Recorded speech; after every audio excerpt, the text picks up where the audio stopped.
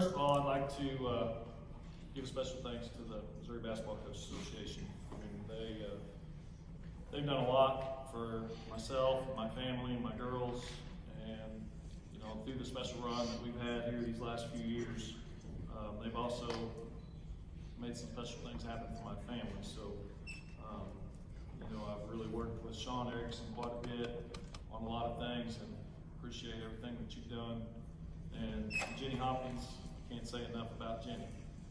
She's been by our side. I tried to make this short. My wife and my kids have been on me about not getting too long-winded here, but we did an all-star game together, and my kids were little, and Jenny was also coaching, and I remember Haley and Jenny playing a game of horse, and I'm not sure who was winning It's or not important to say. any of that. But I think It's not important to tell who won. our relationship kind of started from there, and it's grown ever since, and I appreciate all that you've done for myself and our family.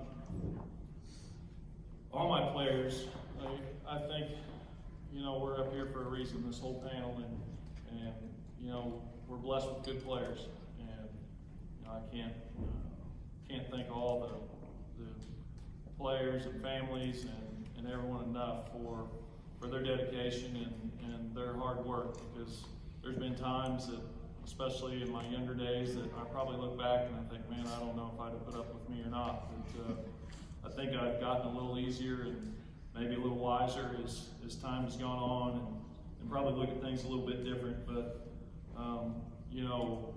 it all comes with great families and great parents, and getting all those kids to everything that needs to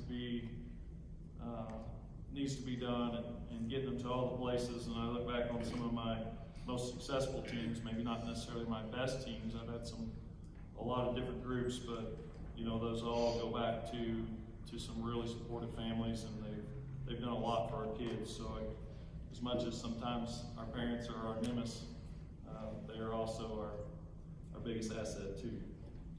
All my coaches, I've been around the block a time or two, so I've got a numerous number of different coaches. I think I've coached about every sport, even coached volleyball 1 year. So I've had so many assistant coaches. I didn't name all their names, but it's a job a lot of times that there's not a lot of gratification for, and a lot of hours for not a lot of pay. And I can't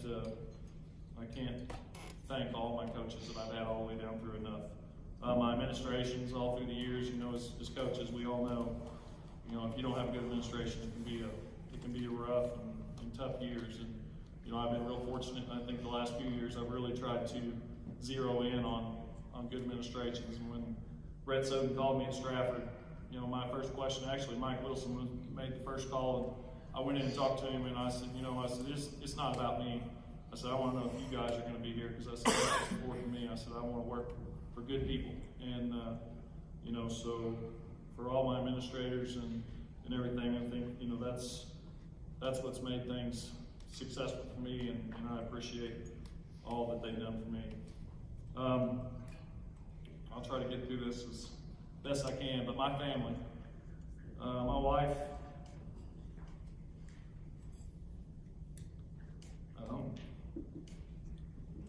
kind of like they said, all the long nights, as Kevin Cheek said, coming home and they're already in bed, and you get up and you leave before they get up, and so a lot of times there's just a few times during the week that you actually, you get to see them. And I gotta kind of look back on the beginning of my coaching career, and Mono, I was coaching boys up north, and there was one night, my parents and them always sat behind the bench, and there was something going on, and one of my parents was standing on the other side of the gym and was hollering at me, which I didn't realize it. I always try to block all that out. But my wife's standing up and she's pointing at them, hollering back at them. So she had my back. And we had to have a little talk at home, say, hey, it's okay. They can yell at me. I can take it. But then I made the switch. We moved back from up north and came down to Conway, and I switched over to girls at that point there in '99.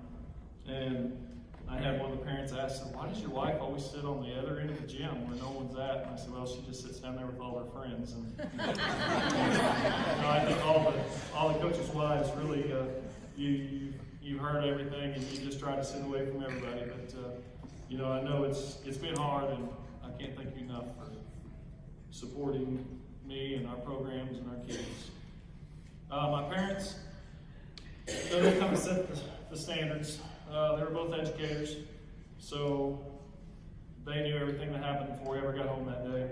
My father was coach for 33 years, coached a little bit of everything, was the athletic director, a work ethic like no other.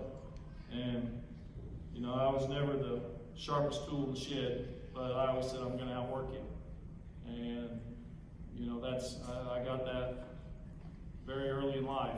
And as a coach, I think that's what I've really emphasized on my kids is I come to the gym, and up until a few years, well, maybe more than a few years ago, I used to do all the preseason running with the kids out. There's nothing that I'll ask you to do that I won't do. And now I'm at a point where some of that I can't do anymore. But, I think that came across to our kids and has come across to all our teams that, I'm going to work hard for you. And I feel like all my kids and everybody knows that, I'm going to be straight up with you, and I'm going to treat you like my own. And no one's going to work harder. And I think that, in turn, turns around and comes right back to the kids. And so I hope that when they leave my program and when they're done with me, that, someday they're going to take that and they're going to share that with their family, with their team, whatever it is. Maybe they're Fortune 500 company, but whatever it is that they're doing, hopefully that'll be the one thing that they'll take away from me and be able to pass that forward. So thank you, Mom and Dad. I'm trying to keep this short, but my grandfather owned a couple businesses, and he had several people that worked for him. And his big thing in life was, we had a lot of employees that would come to work every day, and they acted like they didn't want to be there. He really impressed on me as I got ready to start my coaching career. He's like, you got to do something that you love. Don't do something for money.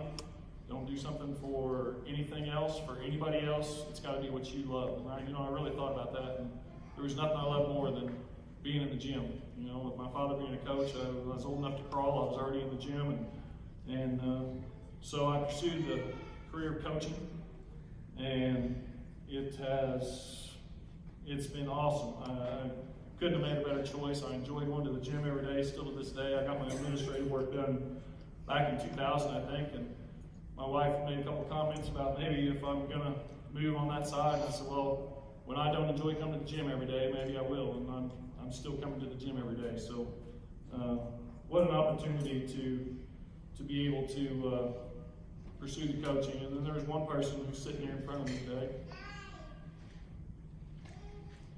Coach Waller. I had 2 years. Well, I played for Coach Waller, but then when I got done, I had 2 years as student assistant. And I think, if there's another father figure besides my own, it's Coach Waller. In those 2 years, I really grew up, I really matured, I really learned a lot of things about life. Not only just coaching, but how to handle people, how to be a good husband, how to be a good father. And I think that through all those lessons, I've been able to accomplish what I've got. I can't thank you enough. Thank you, Coach. And then the last card I have, kind of one thing.